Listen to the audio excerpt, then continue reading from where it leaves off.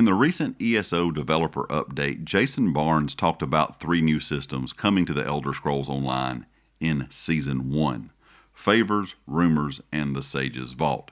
We didn't get a lot of information about any of these, but he did kind of give us some clues about what these will represent when they're added into the game. He talked about how these will be things that will come out alongside the other content that they're doing in the game this year. All 3 of these are pretty interesting sounding ideas, pretty interesting sounding new systems, and if they're actually done properly, I think this could add some more depth to the game just in general and kind of how you play. So let's start off with the Sage's Vault. This is one that has had a lot of speculation around it since the roadmap was released for this year. A lot of people saw this Sage's Vault listed for Season 1 and part of the content that we're getting with Season 1. And this has led to that speculation that it's going to be another kind of endless archive idea where you go in and you're, fighting enemies and fighting different waves of enemies, getting, gear for your certain maybe class. I don't think they're going to go with the exact same idea, or at least I hope they don't go with the exact same idea of something we already have in game. A lot of people have also said they could be doing something like other MMOs have out there, the other vault ideas in some games like maybe Guild Wars, World of Warcraft. All these games have similar takes on things they do. They just handle it a bit differently. I'm going to be really curious to see how this works out, because I'm hoping, by what he said at least, of this being something extremely experimental that they have never done, that it's going to be the complete opposite of anything we already have in game. He's also said this will have high replayability, which is a good thing. So it looks like something that you can go in and just play in a loop. And I think that's why a lot of people think it could be like the Endless Archive. Like I said, I hope it is something completely different than we already have available to us, because I don't know if people will be as excited about a system coming in that is very similar to what we already have. And him saying these are all brand new systems, I'm hoping they kind of stay away from the idea of really making new systems pretty much feel like the old stuff we already have available to us. Now, rumors are kind of interesting sounding. He says these are not really quest, but hidden, not guided, riddle-like content with a narrative kind of complexity to them. And that's a lot to unpack, because I'm not sure if they're going to be really tied into a certain storyline, or these are all going to have their own style storyline with each individual rumor that you find. It seems like they may be hidden on the map, or you don't have a lot of information about them. I do think it would be kind of an interesting idea that you have to go out and find them. You have no idea where they're located at.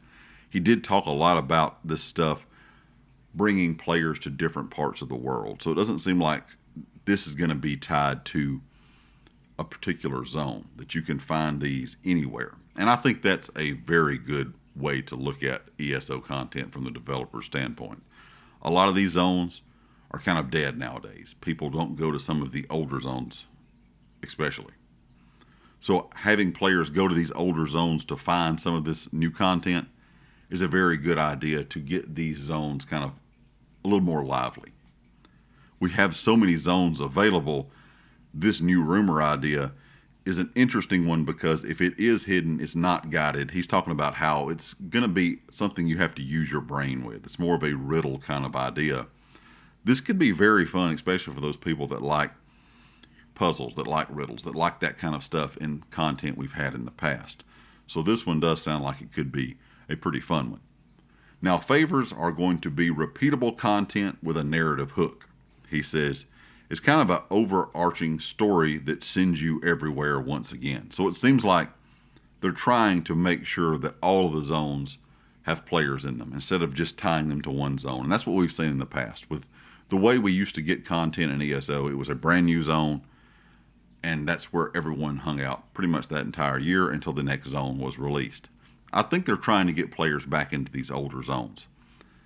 Of course, that means they're going to have to kind of, I guess, spruce them up a bit. He did talk about that a bit also in the live stream, saying that they're going back in and adding things in with some of these new stories and stuff that they're doing inside of the seasons this year. So we may see some new things being added into these older zones. I'm hoping eventually they go back in and just rework all of the zones just to make them look better. But that's kind of beside the point. The new favors idea is once again repeatable content. I think they're trying to really redo the whole idea of your daily repeatables in ESO, because I'm sure there's a lot of people out there that don't do the majority of them unless they're the new ones in the brand new zone. So a lot of the older repeatables just don't get done anymore. So adding a new system in that comes up with a new idea of how to do repeatable content, also having a narrative hook to it, also sending you to not newer, but every zone, including the new and old zones. That's a pretty interesting take on how content is handled story-wise so far in the game. So it seems like all three of these new system ideas could be very good ones as long as they play out as good as they sound. We'll have to wait and see when we get more information about them. But a lot of this content that we're getting this year sounds like it could be pretty promising. And I think a lot of the community will be happy with this, especially if you're someone that likes to go out and do, things like just repeatable content with narrative stories to them. If you like to go out and do things that are more hidden and puzzle-like, there's a lot of stuff here that you kind of can take away from what he talked about, kind of briefly. Or if this Sage's Vault is something you can do with friends or guild mates.